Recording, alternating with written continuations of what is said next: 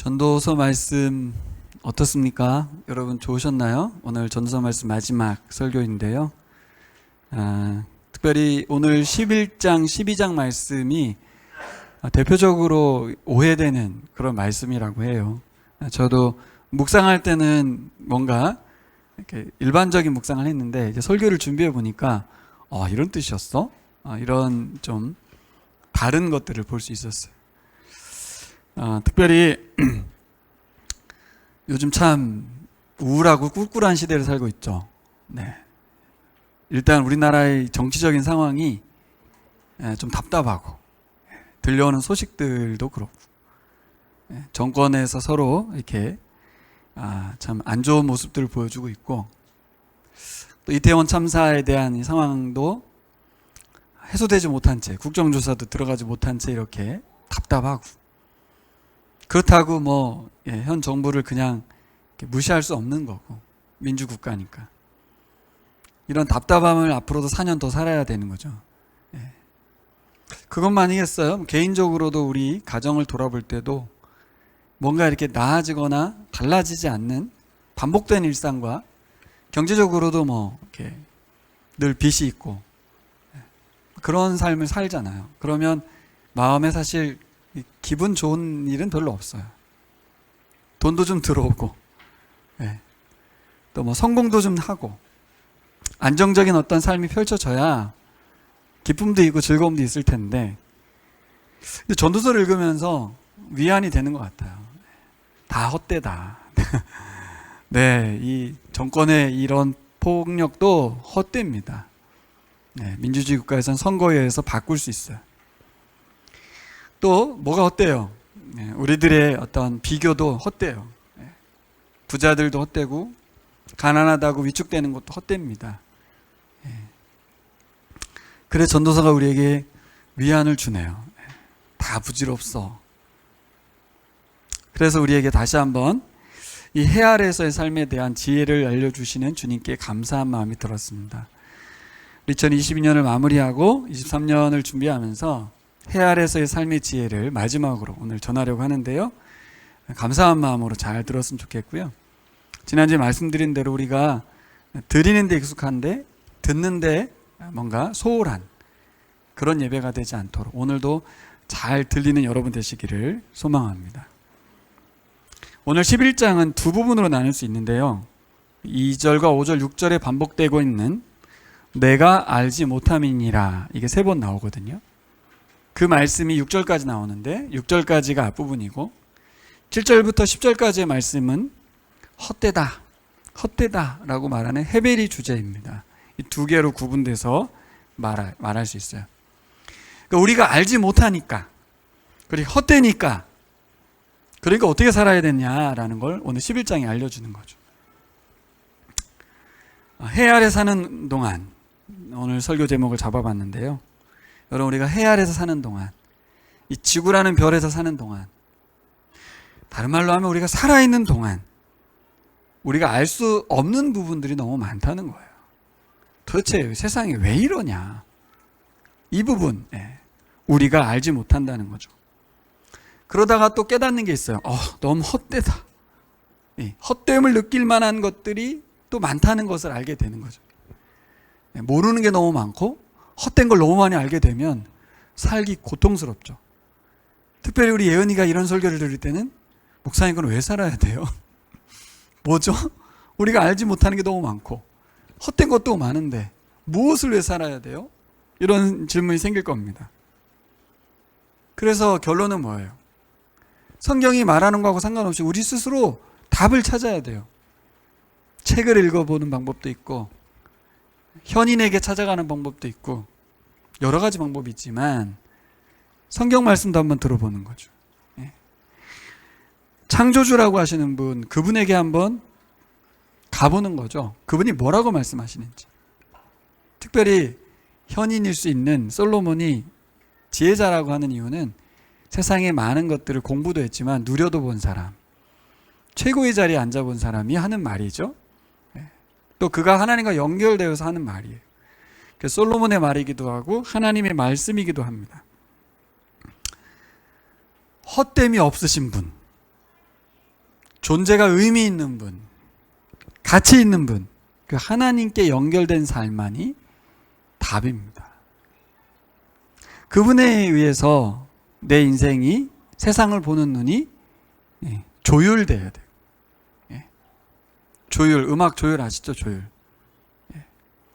지난주 월요일날 손소인현 대전지구 사무실에서 심신대 동아리 종강 예배를 드렸는데 갑자기 이 자매가 피아노를 막 치는 거예요. 근데 거기 오르간 반주하시는 교수님이, 우리 지도 교수님이거든요. 딱 듣는 순간 조율이 안 된 피아노를 치니까 그냥 들리는 거죠. 네. 이 교수님 앞에서는 그거는 소음인 거죠, 소음. 네. 여러분, 조율이 안 된 상태에서 인생을 살아가는 것 자체가 공해입니다, 공해. 그렇게 살아가는 사람이 너무 많아요. 우리의 삶을 조율하시는 시간 되기를 소망합니다. 오늘 11장의 첫 번째 말씀은 어떻게 하면 하나님께서 우리에게 주시는 말씀 중에서 어떻게 하면 이 헛되고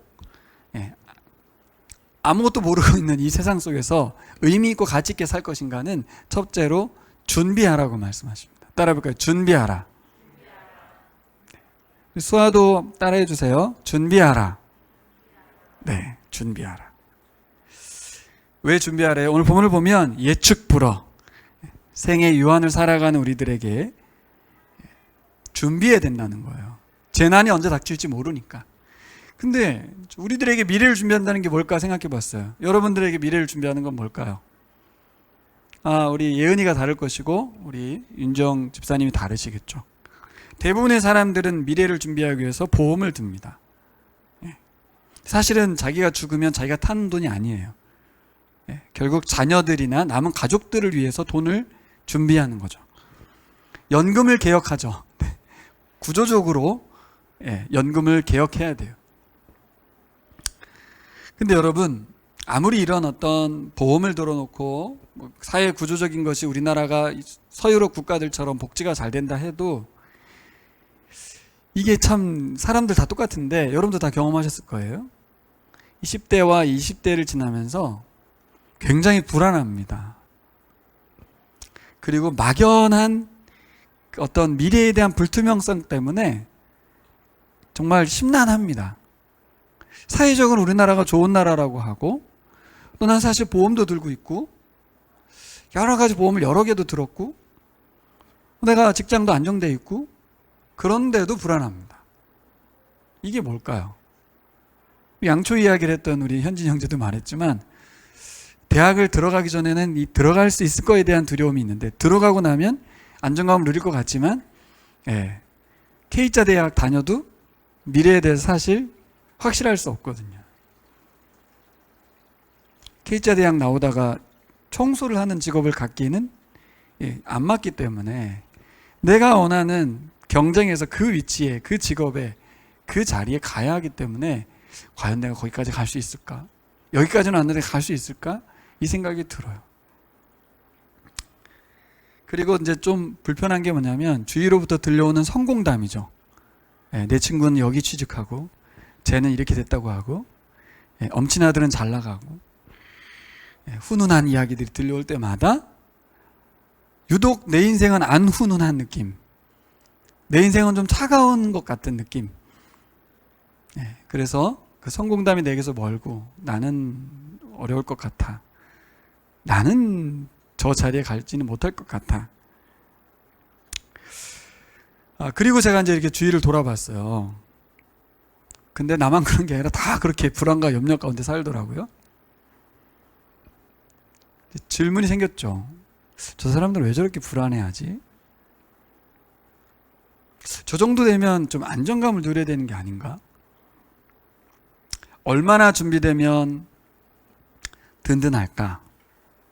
통장의 잔고가 얼마나 되고 자녀가 어느 정도까지 성공하면 안정된다고 느낄까? 얼마나 되면 될까요? 굉장히 막연합니다. 여러분, 우리들이 아직 젊습니다. 그렇죠? 준비할 시간은 있어요. 성경에서도 준비하라고 그랬어요. 뭘 준비해야 되냐는 거죠. 불안한 미래에 대한 준비. 그 답을 여러분 스스로에게 찾지 말고, 궁리하지 말고 오늘 할 말씀에서 찾았으면 좋겠습니다. 오늘 2절과 5절과 6절의 마무리에 아까 말씀드렸지만 뭐가 나와요? 내가 알지 못함이니라. 뭘 모른대요? 무슨 재앙이 땅에 임할는지, 바람의 길을 알지 못하고 태아의 뼈가 어떻게 자라나는지 우리는 모른다는 거죠. 만사를 성취하시는 하나님의 일을 모른다. 또 우리의 수고에 대한 어떤 결과를 잘 모른다는 거예요. 아침에 뿌리는 것이 좋은지 저녁에 뿌리는 것이 좋은지 둘 다 뿌리는 게 좋은지 그 결과를 우리는 잘 모른다는 거예요. 그 패턴을 알면 살면 되는데 고집스럽게 한 패턴만 선택해도 안 되는 거고, 그렇다고 이것저것 다 할 수도 없는 것이고 모른다는 겁니다. 아까도 말씀드렸지만 재앙은 누구에게나 임합니다. 악인에게만 임했으면 좋겠지만 착한 사람들에게도 재앙이 임한다는 게 해 아래서의 좀 고민이죠. 이번에 이태원 참사도 마찬가지죠. 세월호 참사도 우리가 봤지만 정말 답답합니다. 누구도 예측할 수 없는 참사를 당할 수도 있습니다. 오늘 3절과 5절의 내용을 보면 구름이 나오죠. 비도 나오죠. 바람도 나오죠. 이게 뭐예요? 예측할 수 없는 자연현상이에요. 인간이 알 수 없는 하나님 영역에 속한 것들에 대한 이야기죠. 비를 아니? 구름을 아니? 바람을 아니? 모르지 않니? 근데 관측을 하는 거예요. 우리 기상청이 하잖아요. 패턴을 발견하려고 열심히 과학자들 노력을 합니다. 근데 어떠한 사람이 내가 한번 해보겠다고 시도하는 거예요. 계속 구름만 쳐다보고 있고 바람만 계속 보고 있는 그 사람 얘기가 나오죠. 하늘만 쳐다보고 있는 사람. 4절에 그 사람 뭐예요? 손을 놓고 있는, 일도 하지 않는 사람. 멍청한 사람이라는 거죠. 그런다고 해서 알 수 있어요? 기상청에 슈퍼컴퓨터가 너무 많지만 예측이 안 된다잖아요. 언제 재앙이 닥칠지 모르는 불확실한 상황에서 우리는 어떻게 준비해야 될까? 오늘 본문은 뭐라 그래요? 1절과 2절을 제안하죠. 1절과 2절이 개역성경과 새번역성경이 완전 달라요. 근데 이게 다른 게 번역의 자유로운 어떤 의미 때문에 그래요. 새번역은 뭐라고 되어 있어요? 무역에 투자하라 그렇게 되어 있거든요. 물이 해상무역에 대한 의미라고 보고 무역에 투자해라. 그리고 투자처를 6군데나 7군데로 나눠야 된다. 우리가 아는 상식이죠. 투자하고 투자처를 여러 곳으로 해서 안전하게 재난을 준비하라는 얘기죠. 이게 현대의 번역인 것 같아요. 근데 과거의 번역은 어땠어요? 너의 떡을 물에 던져라. 그러면 언젠가 돌아올 것이다. 이게 어떤 의미예요? 떡을 물에 던져요. 빵을 물에 던져요. 그럼 어떻게 돼요? 빵을 먹을 수가 없죠. 물에 던지라는 게 어떤 의미예요? 헛된 거잖아요. 사실 이거 의미 없는 거죠. 어떻게 보면 의미 없는 짓들을 한다는 거죠. 떡을 물에 던지듯이 내가 돌이켜 받을 수 없는 곳에 던지듯 자선을 베풀고 선을 행하는 것을 말해요. 어떻게 해요? 지혜자는 돈을 모으지 않고 사람을 얻습니다. 저는 무역에 투자라는 말도 미래를 준비하는 말이겠지만 개역성경의 번역이 더 좋은 것 같아요. 돈을 부풀리기 위해서 안전자산에 투자하란 말보다는 전혀 보상을 받을 수 없음에도 불구하고 봉사하는 것이 헛됨에도 불구하고 자기께 나가니까 하지만 나누고 베풀라는 거죠. 사실 봉사하고 나누면 좋다는 걸 누가 모릅니까? 보람 있고 좋죠. 근데 실제는 잘 안 하게 되죠. 더구나 대가를 바라지 않고 돌려받을 수 없는 사람들에게 던지는 거예요. 이게. 계산적으로 하는 게 아니고 안 받을 각오로 돌려줄 수 없는 사람들에게 던지는 것입니다. 그럴 수 있을까요? 예언이 그럴 수 있을까? 반의 친구 중에서 나에게 돌려주지 않을 사람에게 선물을 계속 줄 수 있을까? 여러분 굉장히 중요한 건데 이 지혜를 캐치하고 받아들이는 사람이 준비하는 사람이에요. 이거는 여러분들 선택에 달린 거예요. 이 지혜를 받아들일 것인지 아니면 새번역 해석을 가지고 투자할 것인지 여러분들이 선택하는 거예요. 뭐가 지혜자라고 생각하냐면 돌려받을 수 없는 사람들에게 던진다는 것은 어떤 의미가 있을까요? 예를 들어서 이럴 수 있어요. 제가 어느 날 갑자기 이태원에서 참사를 당했어요. 결국 제가 평소에 어떻게 살았느냐에 따라 우리 아내와 자녀들의 남은 생애도 결정이 나요. 그것을 안전자산의 은행에 투자처에 둘 수도 있겠지만, 보험에 둘 수도 있겠지만, 사람을 넣는다는 게 더 중요하다고 저는 생각을 해요. 이번에 옆에 소망교회 그 형제의 동생 자매가 35세 운명을 달리했잖아요. 근데 진짜 친구들이 엄청 많이 왔대요. 진짜. 그러면서 목사님이 그래요. 인생을 진짜 잘 산 것 같다고. 엄청 많은 사람들이 와서 깜짝 놀랬다고. 과연 내 장례식에 사람이 얼마나 올까? 그러면 나가 없어진 이후에 남아있는 우리 가족들에 대해서 과연 어떤 사람들이 책임 있게 돌보고 함께 해줄까? 그런 계산을 하는 게 아니라 하나님께 맡기는 거죠. 이것을 하늘에 쌓는다고 하죠. 하늘에 쌓는다고 해요. 이건 제 자랑이 아니고,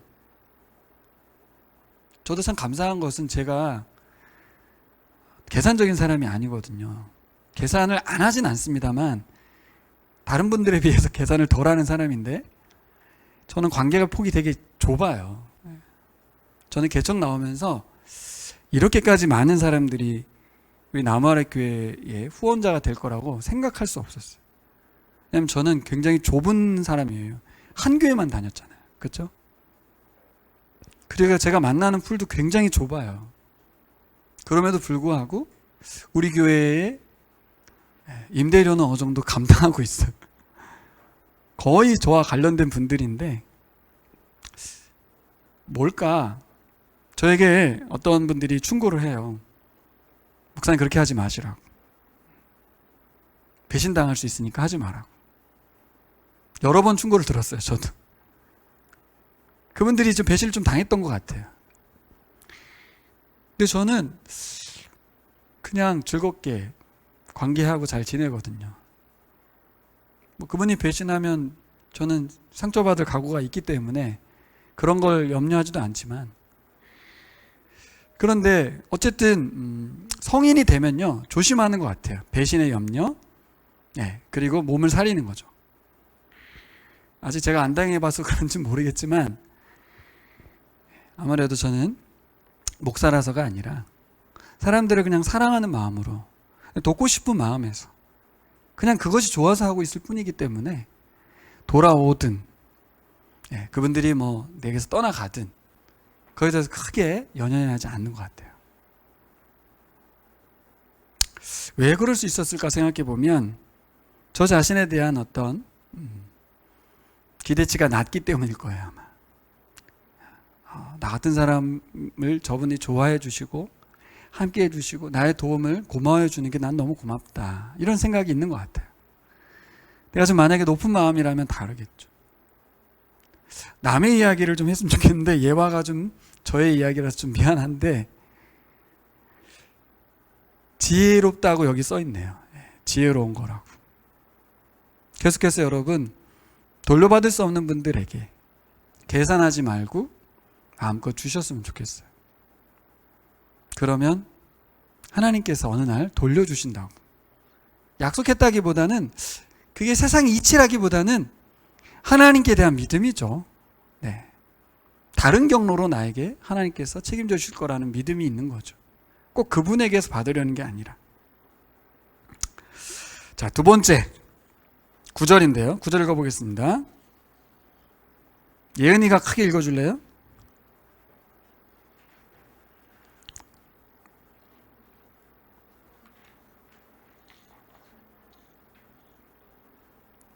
크게 읽으라니까 왜 속삭이고 있어. 다 같이 읽겠습니다. 시작. 청년이여, 내 어린 때를 즐거워하며 내 청년의 날들을 마음에 기뻐하여 마음에 원하는 길들과 내 눈이 보이는 대로 행하라. 두 번째는 또 있군요. 그러나 하나님이 이 모든 일로 말미암아 너를 심판하실 줄 알라. 네. 자, 두 번째는 따라하세요. 기뻐하라. 네, 기뻐하라입니다. 첫 번째는 뭐였어요? 준비하라. 준비하는 건 어떻게 하는 거예요? 네, 투자할 수도 있어요. 보험에 들 수 있어요.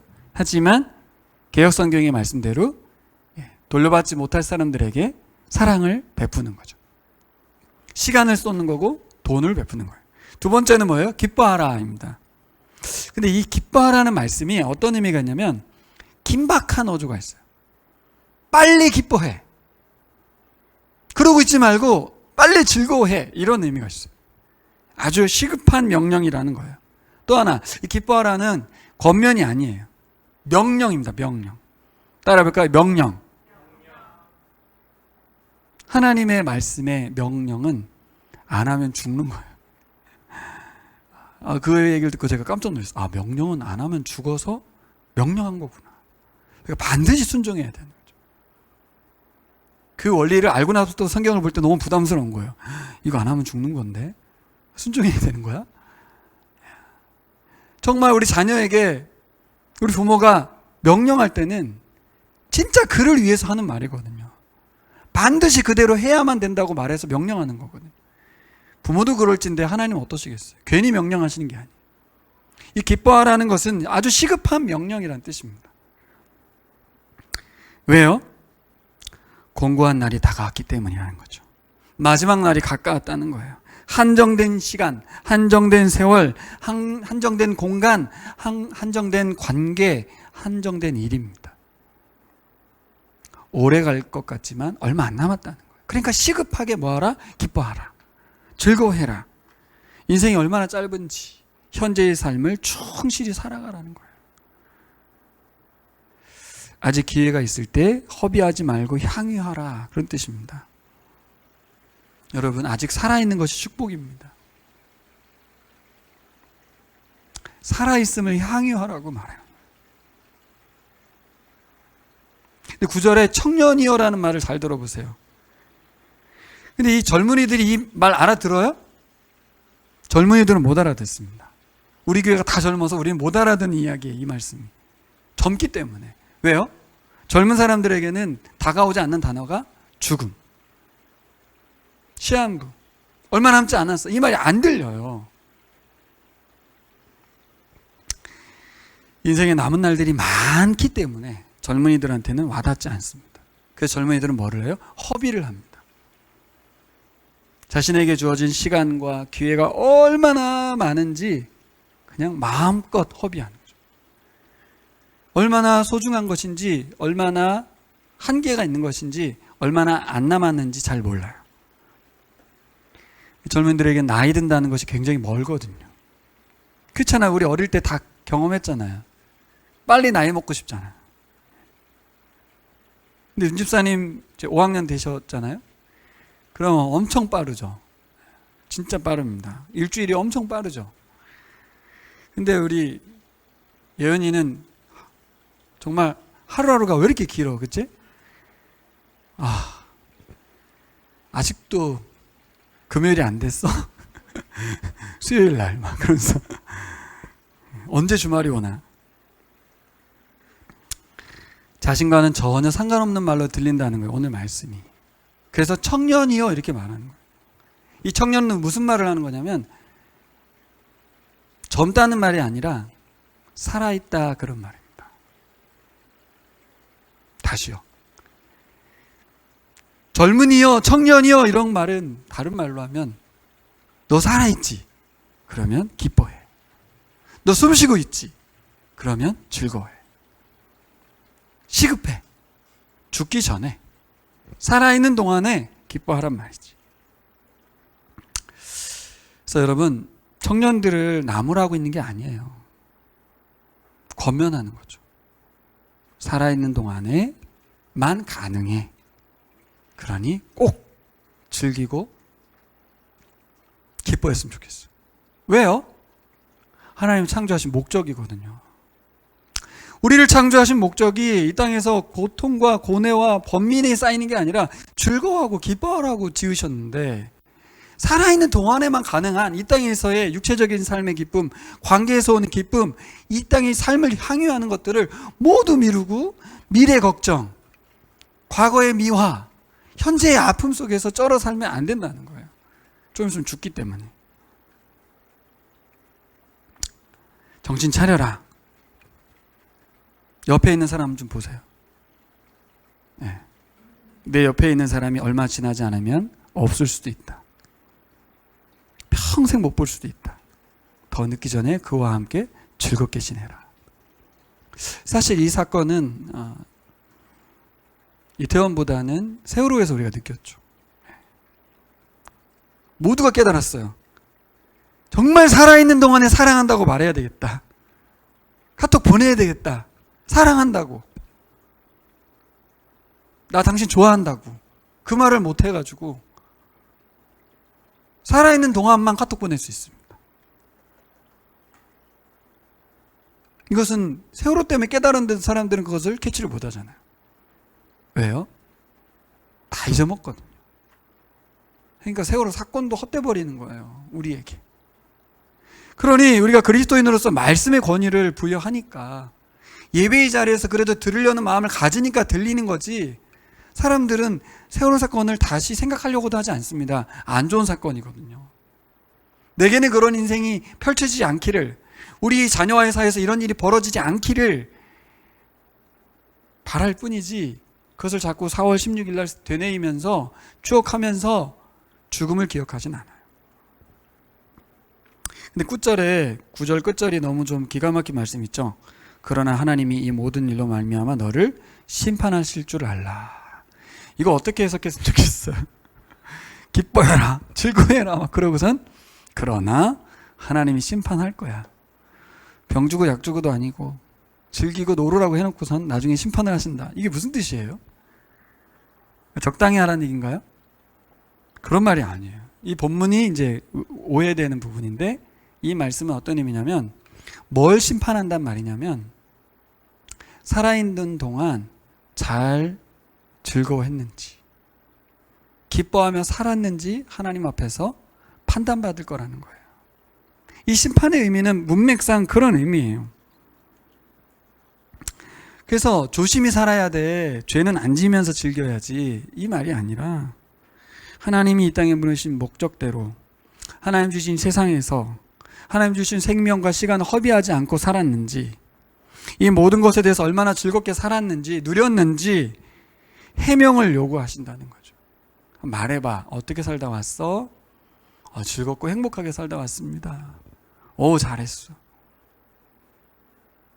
저 하나님 안에서 안식하다 왔습니다. 오, 잘했어. 그러실 거예요. 여러분, 마음껏 즐기십시오. 즐거움은 하나님의 선물입니다. 기뻐하는 것은 하나님의 선물이에요. 저도 태어나기를 그럴 수 없는 가정에 태어나서 즐거워하고 기뻐하는 것은 그리스도인으로서 죄 짓는 거라고 생각했어요. 늘 경건하고 늘 긴장해야 되고 늘 진지해야 되는 줄 알았어요. 그렇지 않더라고요. 하나님의 창조하신 세상에서 하나님께서 왜 그것을 못 누리고 왔는지, 왜 이것을 안 즐겼는지 물어보실 거라는 거죠. 해명을 요구하실 거라는 거예요. 여러분, 이제 오늘 이 시간 이후부터는 즐겁고 기뻐하시기 바랍니다. 얼마 안 남았거든요. 이 얼마 안 남은 동안 이 즐거움과 기쁨은 혼자서 되는 게 아니에요. 관계 속에서 되는 거거든요.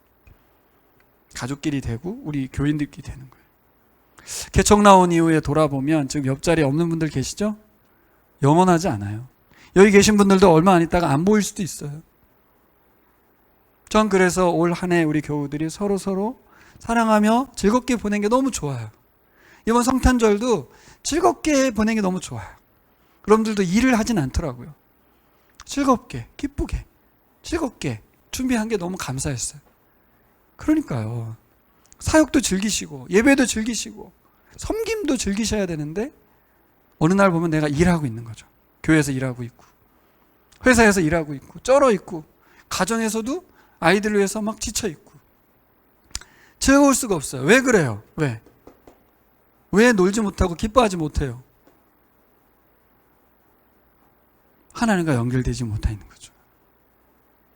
하나님이시죠. 하나님께서 우리에게 진정한 기쁨, 샬롬을 누릴 수 있는 힘을 주셔야 되는데 사람들이 피곤해, 사람들이 미워, 사람들이 싫어. 그런 기쁨이 하나도 없죠. 저 사람도 보기 싫고 저 사람도 보기 싫고 이 사람도 보기 싫고 다 꼴 보기 싫고.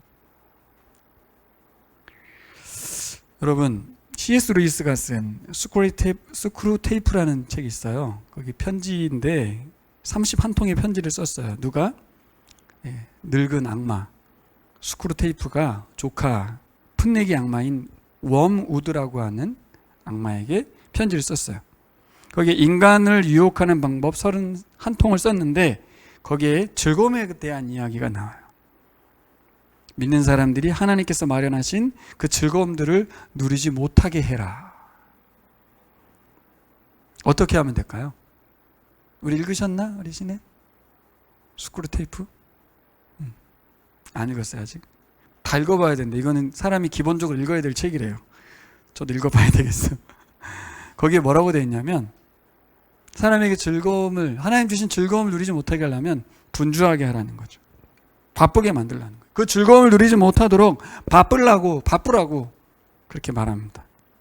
바빠서 누리지 못하도록, 일에 노예가 되도록, 정신없이 살도록, 그래서 즐기지 못하도록 만들라고.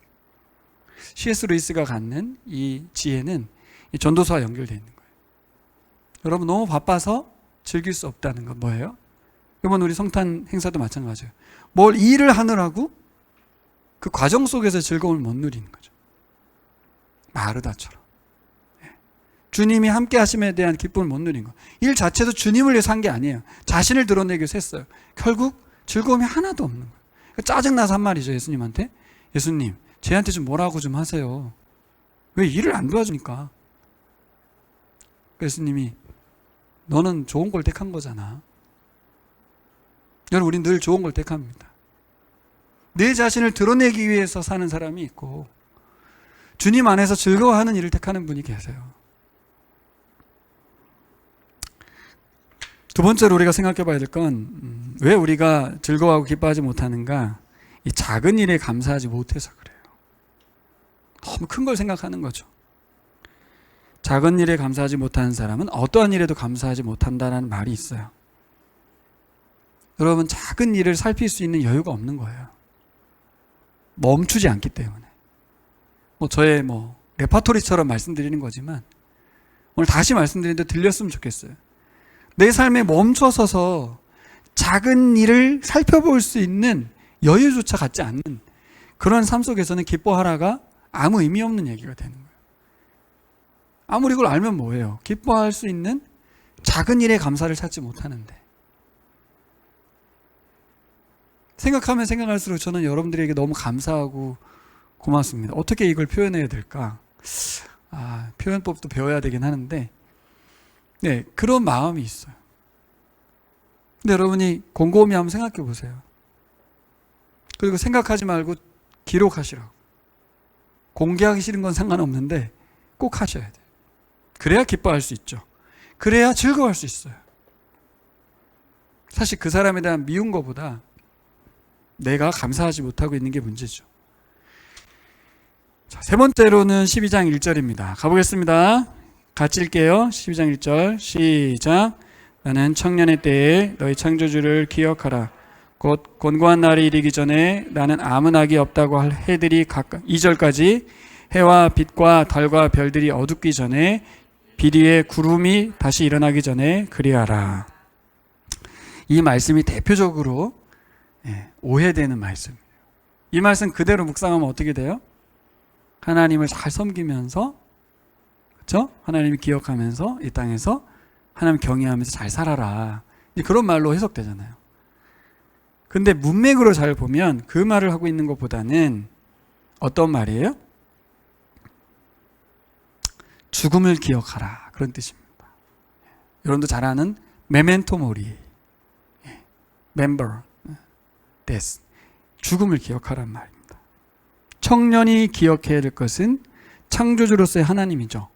그런데 문맥상 어떤 말이 나와요? 계속 곤고한 날이 이르기 전에, 나는 아무 낙이 없다고 할 해들이 가깝기 전에, 해와 빛과 달과 별들이 어둡기 전에. 3번 반복된 단어가 뭐예요? 뭐뭐 하기 전에입니다. 죽는 날이 오기 전에, 그런 뜻입니다. 메멘토 모리, 죽음을 기억하라. 그러니까 하나님을 기억하라는 말은 하나님께서 이 땅에 죽음이라고 하는 것을, 그렇죠? 설정해 놓으셨다는 걸 알아야 돼요. 곤고한 날이 이제 올 거라는 거죠. 아무 의미 없어. 사실 진짜 죽음은 끝입니다. 저는 늘 죽음을 생각하는 사람이에요. 그래서 더 이 전도서대로 살아요. 사실 이거를 원리로 살고 있지는 않고 워낙 죽음이 저에게 가까웠기 때문에, 우리 아버지가 계속 죽는다는 말씀을 하셨기 때문에 저는 그 아버지의 죽음만이 아니라 저의 죽음조차도 항상 생각하면서 살아요. 그러니까 내일 죽을 수도 있는데 내가 지금 뭐 하고 있지? 이렇게 생각하면 모든 것이 사라집니다. 미움도 슬픔도 다 사라지고 그냥 내 옆에 있는 우리 수아 수빈이 우리 아내에게 밥 같이 먹고 충실하게 잘 사는 것이 기쁨이고, 교험이요 우리 교우들하고 함께 사는 것이 기쁨이죠. 그날 내일도 죽을 수 있는데. 여러분, 꿈이 많으면 문제죠. 지식이 많으면 문제죠. 시간도 많아서 문제고 힘도 많아서 문제입니다. 뭐가 문제예요 이게? 지식이 많고 힘이 많고 돈이 많고 이게 뭐가 문제예요? 죽음을 기억하기 힘들게 만드는 거예요. 죽음을 전혀 생각할 수 없게 만드는 거예요. 그러니까 C.S. 루이스의 그 편지의 책의 내용이 악마의 유혹이죠.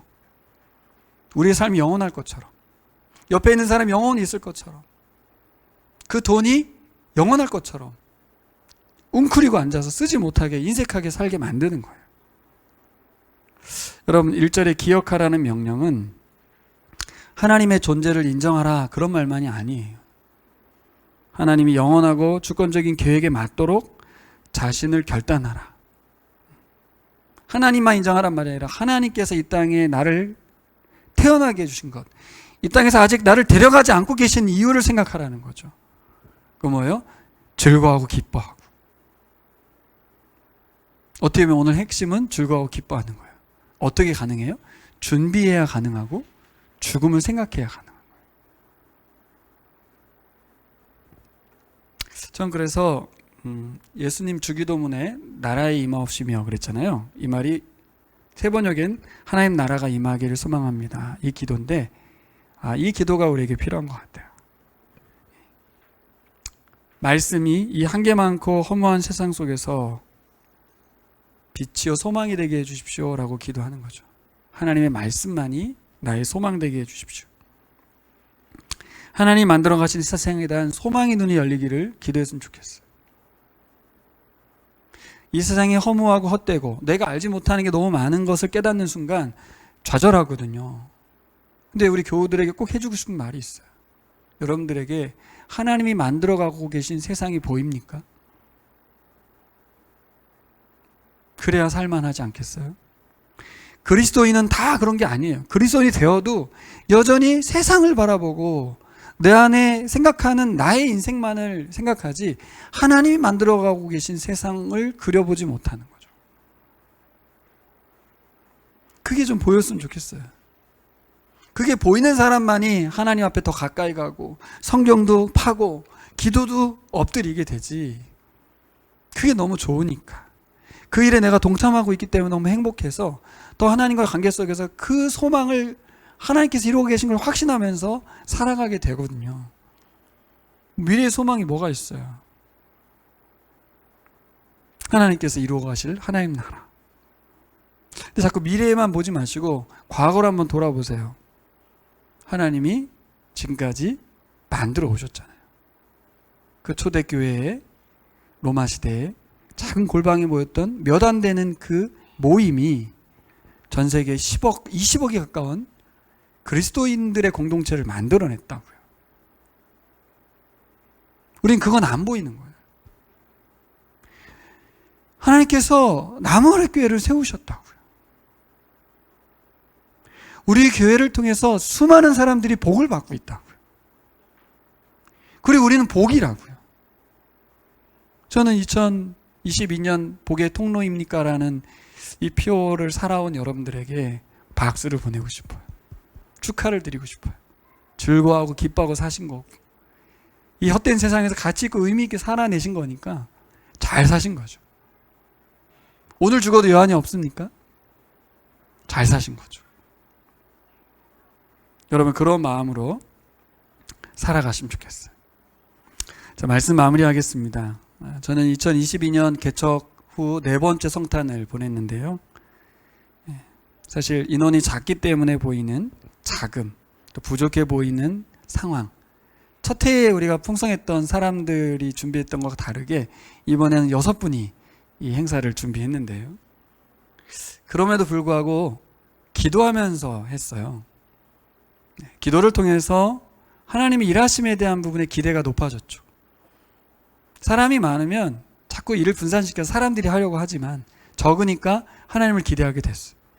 하나님께 재정을 구하기도 했고, 계속해서 이 자리에 꼭 사람들이 오게 해달라고 기도했고, 우리들도 기쁨으로 잘 감당하게 해달라고 기도했는데, 그렇게 하나님 일하셨습니다. 그렇죠? 네. 저는 선교지 파송을 준비 중인 우리 김정식 집사님, 최정수 집사님 부부를 연상을 하게 돼요. 그분들이 현지에 간다면 혹시 이런 생각을 할 수 있지 않을까? 나무 아래 교회 교우들 중에 한 부부만이라도 우리와 함께 한다면 얼마나 큰 힘이 될까? 그런 부부가 3팀이나 있으면 선교지에서 얼마나 힘이 될까? 사실 선교지에서 부부 한 팀만 존재하거든요, 거의. 그런 상황에서 돕는 사람만 오지, 함께 거기서 거주하면서 함께 하는 사람은 거의 없어요.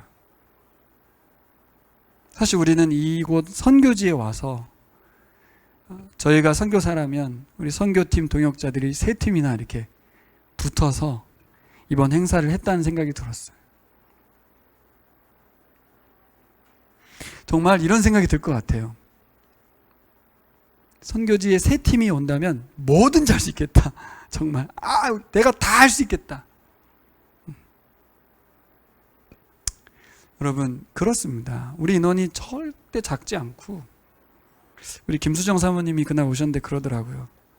나무아래 교우들은 골드잖아요, 골드. 그러시더라고요. 네. 참 그 표현이 아름다운 것 같아요. 전에도 우리 교회 딱 들어오자마자 대한민국에서 최고 아름다운 교회예요, 이렇게 말씀을 하시더라고요. 그런 말씀이 엄청 힘이 되죠. 그래, 여러분들 모두가 하나님 위해서 살고 싶고 또 서로 사랑하면서 정말 전도서에서 말하는 지혜로운 삶을 살고 계신 분들인 것 같아요. 그래서 너무 또 감사하고. 여러분, 다시 한번 점검만 해보는 겁니다. 과연 나는 내가 누리고 있는 즐거움과 기쁨을 사람들에게 소개할 수 있는지. 우리 현진 형제가 소개하더라고요. 제가 우리 시내한테 간증하라고 했으면 아마 노를 했겠죠. 시간이 지나고 나서 간증하라고 하면 할 게 없다고 말하지만 사실은 저 예수 믿고 너무 행복하고 좋아요. 전 주님과 함께 하고 있어요. 사실 이런 말 하면 되거든요, 우리가. 우리 VIP들에게 우리들의 삶을 소개할 수 있는지, 우리 공동체에 와서 함께 기쁨과 즐거움을 누리라고 초대할 수 있는지. 우리 공동체에 오세요. 너무 좋아요. 너무 좋아. 여기가 천국입니다. 환영입니다. 여기가 최고 좋습니다. 우리 교회 오세요. 라고 말할 수 있는지. 계속해서 질문하며 걸어간 우리들 되기를 소망합니다. 우리 기도하겠습니다. 다 같이 일어나셔서 기도하겠습니다.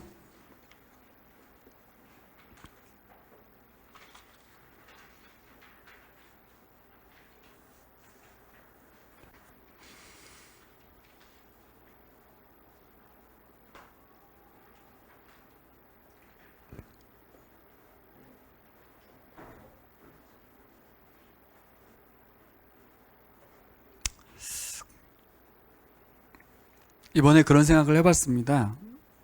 우리 교인들이 현재 상태에서는 사실 누구도 비게 되면 굉장히 큰 공간이 생길 것 같은데, 좀 더 우리가 한두 가정이라도 더 생길 수만 있다면 우리 한 가정씩 한 1년 정도씩 현지 1년 놀러 가듯이 선교지에 가서 한번 살다 오는 것도 참 좋겠다. 그럴 때 다시 한국에 돌아왔을 때 이 교회의 삶과 선교적 삶이라는 것은 좀 생동감이 있을 수 있겠다. 그런 생각이 살짝 들었어요. 한 1년 정도 선교를 하는 거죠. 중기 선교를 하는 거죠. 돕기만 해도 그들에게는 엄청 큰 힘이 될 것 같아요. 남은 생에 이렇게 즐겁게 살았으면 좋겠습니다. 첫 번째, 우리가 알지 못하죠? 세상의 원리 모릅니다. 모르니까 주님 준비하기 원합니다. 그래서 끊임없이 하나님께 쌓고 사람들을 베풀고 섬기게 해주십시오. 두 번째, 곤고한 날에 이르기 전에 즐거워하고 기뻐하게 해주십시오. 세 번째, 죽음을 기억하기 원합니다. 살아있는 동안 해 아래서 하나님 사랑하고 이웃 사랑하며 살겠습니다. 특별히 작은 감사를, 아주 작은 일에 감사하는 사람으로 살아가기 원합니다. 기도하겠습니다.